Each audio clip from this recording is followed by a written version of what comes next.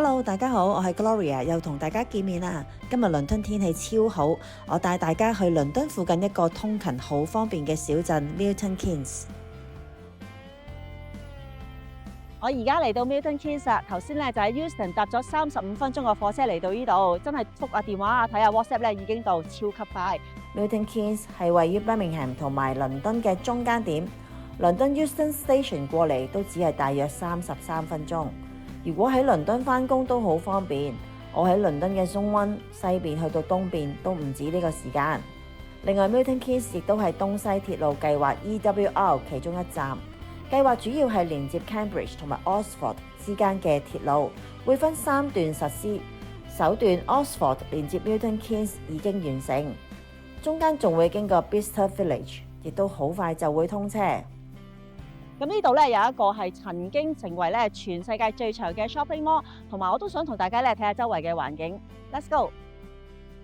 Milton Keynes 更被 LSH Vitality Index 2025評為全英最宜居嘅地方第2名，領先倫敦、曼城同埋 Birmingham。我而家咧就喺曾經全球最長嘅商場裏邊 Centre MK 同埋 Midsummer Place 呢度咧入到嚟真係好似咧香港嘅海港城，咁基本上咧咩 shop 都有，例如有 Zara 啦、Mango 啦、Marks and Spencer 啦。Food Court 名牌藥妝一應俱全，同埋你都會發現咧商場入邊有好寬敞，就算係星期六日行街咧都冇嗰種壓迫感。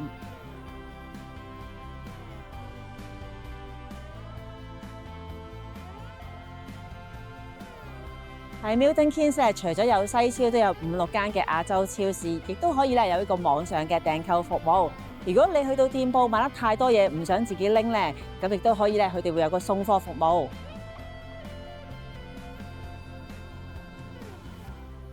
呢度仲集中咗我要買嘅牌子，尤其喺 on sale 嘅時間。喺商場行街，冬天就唔會太凍，夏天又唔使怕太熱同埋再曬黑啲添啊！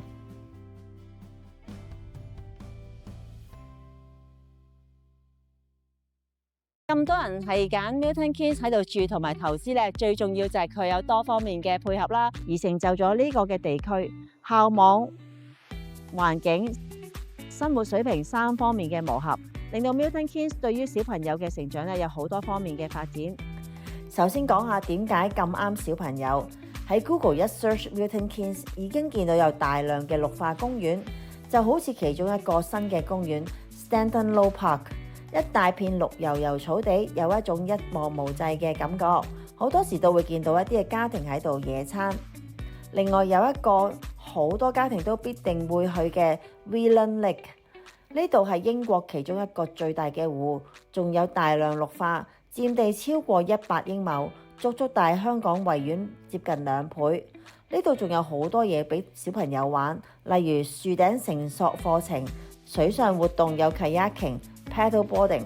另外有射箭、golf、踩單車、摩天輪、釣魚、溜冰等等，小朋友一定好開心。另外仲有 Campbell Park、Linford Wood 等等，呢啲都係一啲又靚又大嘅綠化區，喺香港真係比較少有。如果想學騎馬，呢度都有唔少嘅地方提供一啲嘅課程同埋體驗。除咗戶外活動，喺 Milton Keynes 有一個室內商場 Escape， 裏邊有攀石、密室逃脫、滑雪、保齡、Indoor Skydiving， 仲有小朋友超級中意嘅 Volcano Falls Adventure Golf。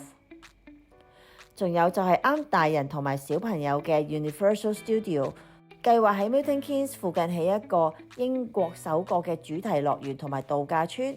並且預計將會為英國帶嚟500億英鎊嘅經濟效益，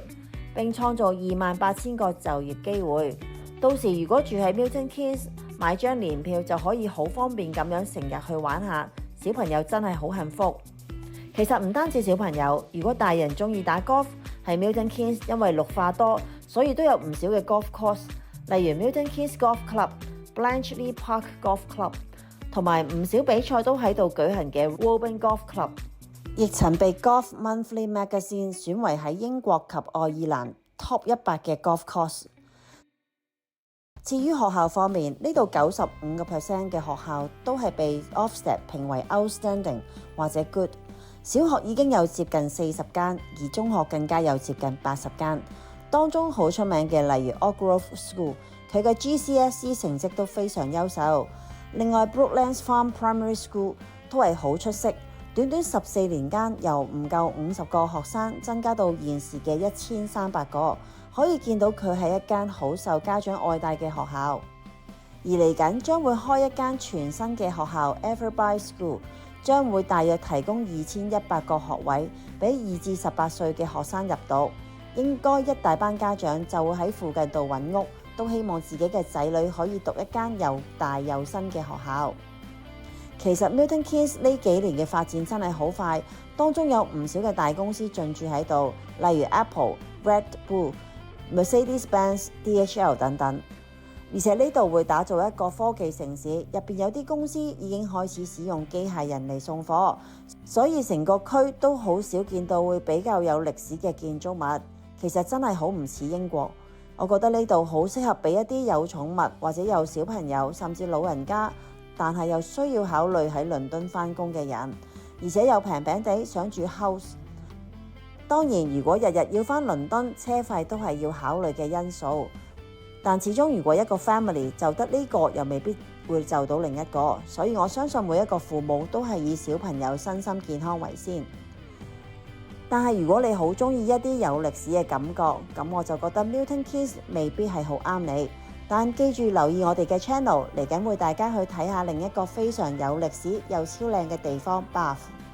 今日 Milton Keynes 嘅行程大概就係咁啦。嚟緊發展商 Barclay 咧喺 Milton Keynes 都有個好大型嘅樓盤，如果你哋都好想知呢個樓盤，或者對其他英國嘅地方有興趣咧，立即同我哋 Ben & Mary's 嘅香港團隊聯絡啦。